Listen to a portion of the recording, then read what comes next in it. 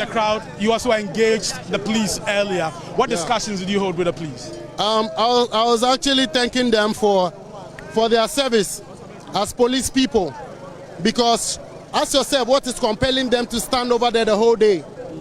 It is for security, for the security of the people and for the security of the nation. They are working under power. You know what I'm saying?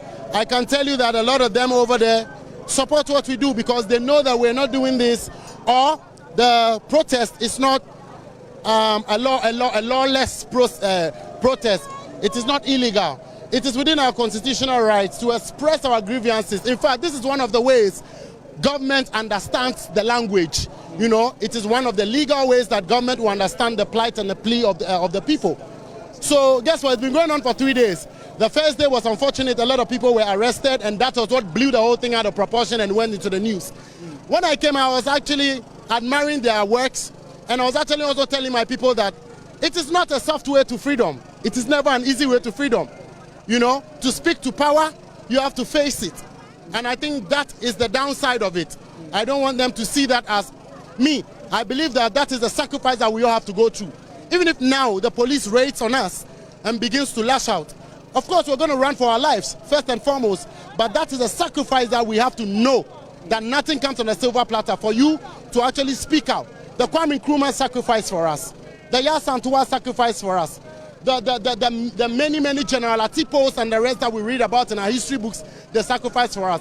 The least some of us can do is to continue to add our voices, our presence, our resources, if maybe to be able to add to the voices that will scream aloud for the people in power to know that we deserve better things to be done for us.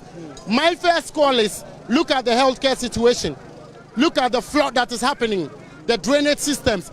In as much as the populace has a role to play, the government has the power to force and instill the people, you know, to obey and align into some developmental plans, you know. So when I see people being evacuated and compensated for roads to be built properly and for them to move out of waterways, I support these things. It's up to the citizens to also know that that is for the betterment. That on the side, the motorway with the tolls that have been taken from years. I lost my knee to the accident on a motorway. Yeah, and you listed that as one of the reasons why you decided to join this protest. It's a major reason that I can never forget. I walk with a titanium knee replacement in my leg. How can I ever forget that happened to me? And even up to today, people still die off of the motorway, tires are blasting and all of that. Have we not raised enough revenue to be able to fix the motorway that Kwame Nkrumah built from yesteryears? And I'm not standing here in the name of MPP, NDC, or CPP, or KKP. I stand here in the name of Ghanaians as I am. That's my brother. I'm one of them. The president is a Ghanaian. The police force are Ghanaians. The military are Ghanaians. So guess what? It gives me a lot of joy. In the beginning, I was a little bit just skeptical, but I had to stand, because I always do, to make sure that I come in, because I don't really care about whoever wants to politicize my indulgence. Because that is not the reason. And that's the fear for many of your colleagues. That's the fear of many of my colleagues out there. Okay. Because they might want to, but then it can be politicized easily and they're going to be targeted and a lot. But I'm happy that this is not a lawless or a chaos or a harmful protest. And that so long as it is within our constitutional rights, why not? I am here. And I know this is going to go a long way to actually make some of my colleagues be very brave enough now to step in the front line. Okay. So I just want to say big respect to the IGP himself. He's one of the persons I've really admired and I've seen as a father. In his tenure, he has done great things, I'm not going to lie. Especially if he has not done nothing at all. Look at how beautiful he has transformed the police headquarters. You see what I'm saying? Yeah. So Ghana can only be better for all of us when we all get involved. Okay. Of course, listen, it's not all Ghanaians that can be here. But we that are here are representing on behalf of the rest of them. That's all I have to say. Finally, before you go, the people gathered here say they are protesting against mismanagement of the economy. Of course. They say unemployment that has forced a lot of young people to flee this country, and then corruption. I want to find out from you, are these views you also share? Are these assertions you also share? Are these assertions you also share? Are these assertions you share?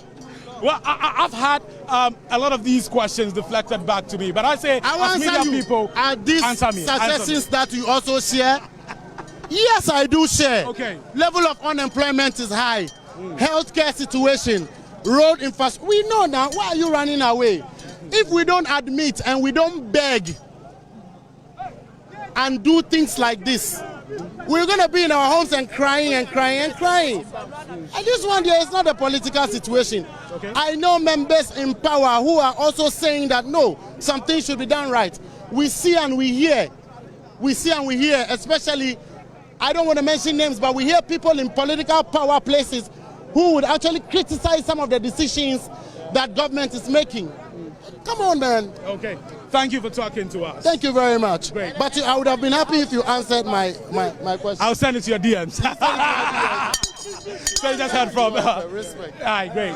You just heard from musicians. Yes, and I beg. Okay. I beg one more. I do not wish anybody to edit and quote and put my mouth where my mouth did not go. I'm here in the name of Ghana.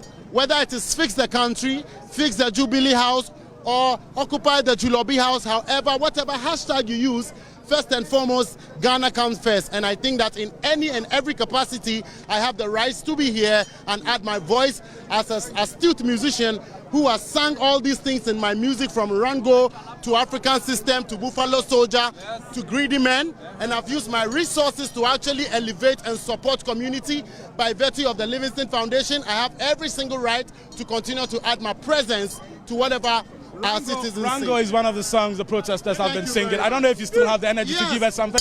Yes. Tell me where we gonna Rango after making our motherland a better place to live. Simple life is all we want to live. Okay, so you just heard from